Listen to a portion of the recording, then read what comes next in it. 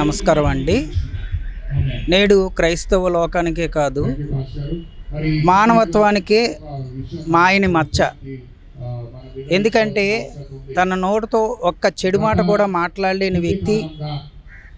ఎవరైనా క్రైస్తవ్యం కోసం కానీ ఇతరత్రా మాట్లాడినప్పుడు తను మృదువుగానే సమాధానం చెప్పేవారు కానీ వేరే విధంగా పరిశుద్ధ పదజాలం వాడేవారు కాదు. ఎంతోమందికి సమాధానాలు చెప్పారు.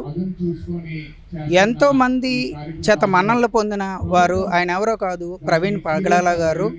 ఆయన అపాలజెటిక్స్ అన్నీ చేశారు. అదేవిధంగా ఆయన దుర్మరణం పొందారు అని అంటున్నారు, కానీ అది హత్యేనండి. ఎందుకంటే అక్కడ ఆయన యూట్యూబ్లో చూస్తున్నాము, బైక్ నడుపుతున్నప్పుడు కూడా బైక్ నెమ్మదిగా టోల్ గేట్ దగ్గర నుంచి నెమ్మదిగా తీసుకొచ్చారు.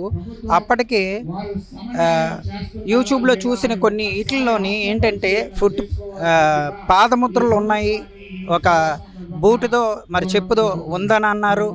అదేవిధంగా ఆయన అప్పటికే మరి కొట్టుంటారు. ఆయనకి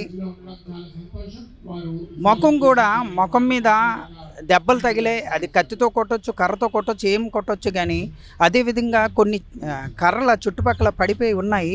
ఆ కర్రల మీద కూడా రక్తం ఉంది. ఇంతగా ఆయన ఏం అన్యాయం చేశారని, ఒక రౌడీ షీటర్ చేశారంటే ఏదో చేశారంటారు. ఆయన మాటతోటి మృదువుగానే సమాధానం చెప్పేవారు, కానీ ఆయన అడిగిన ప్రశ్నలకి తిరిగి సమాధానం చెప్పలేక ఓర్వలేని తనంతో మతోన్మాదులే చేశారని మేము నమ్ముతున్నామండి. ఎందుకంటే క్రైస్తవులు, మా యేసుప్రభు వారు చెప్పింది ఏంటంటే, తిడితే పడండి, కొడితే కాయండి, చంపేస్తే చచ్చిపోండి అని. ఆయన అందుకనే ఆయన పాత జీవితం కన్నా తర్వాత జీవితం ఎంత మృదువుగా ఉందంటే ఆయన చూసి మేము చాలా నేర్చుకున్నాం. ఈరోజు క్రైస్తవ లోకం ఒక గొప్ప వ్యక్తిని కోల్పోయాం. మేము జీర్ణించుకోలేకపోతున్నామండి. ఎందుకంటే ఆయనతో ఇక్కడ ఉన్న ప్రతి ఒక్కరు, ముందు అక్కడ ప్రొటెస్ట్ చేస్తున్న వాళ్ళు ప్రతి ఒక్కరికి ఏదో ఒక రకంగా సంబంధం ఉంది. ఒక ఇంట్లో వ్యక్తి చనిపోతే, మరణిస్తే ఎంత బాధపడుతున్నారో ఇక్కడ అందరూ బాధపడుతున్నారు. అదేవిధంగా శ్రీ నారా చంద్రబాబు నాయుడు గారు, మన ముఖ్యమంత్రి గారు స్పందించారు. దాన్ని బట్టి ఆయనకు వందనాలు తెలుపుతున్నాం. అదేవిధంగా వంగలపూడి అనిత గారిని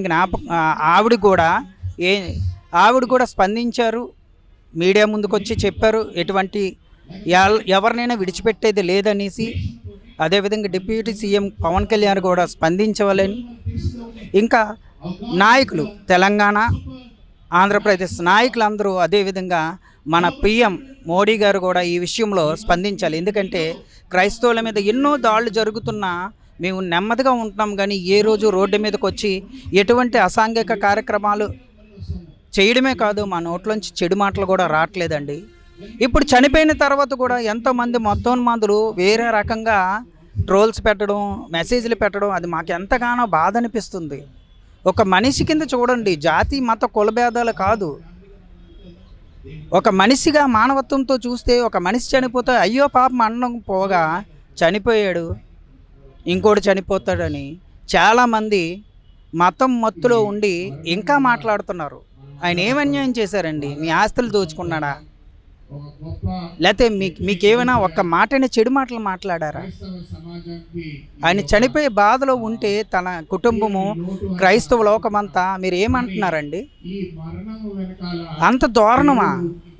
ఒక మనిషి ఎంత చెడ్డవాడైనా చనిపోతే, చనిపోయినప్పుడు సానుభూతి తెలుపుతారు.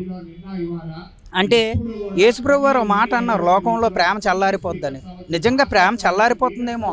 ఆ మనిషి చనిపోతే హేళనగా మాట్లాడుతున్నారు. మరి ఒక్కసారి ప్రభుత్వానికి విన్నవించుకుంటున్నామండి. స్పందించిన రీతిని బట్టి మేము అభినందిస్తున్నాం నారా చంద్రబాబు నాయుడు గారిని, వంగలపూడి అనిత గారిని, హోమ్ మినిస్టర్ గారిని. సిస్టర్ గారు, అనిత గారు, మీరు మాకు న్యాయం చేయండి అయ్యా. మీరు పెద్ద దిక్కుగా ఉన్నారు ఈ రాష్ట్రానికి, నారా చంద్రబాబు నాయుడు గారు, మీరు మాకు న్యాయం చేయండి. అదేవిధంగా లోకేష్ గారు, శ్రీ లోకేష్ గారు కూడా, ఆయన కూడా స్పందించారు. లోకేష్ అన్న, మీరు కూడా మాకు న్యాయం చేయమని, మేము ఇలాగే శాంతియుతంగా స్పందిస్తాం తప్ప మా నుంచి ఎటువంటి చెడు ఇది రాదని మేము చెప్తూ నా మాటలు ముగిస్తున్నాము.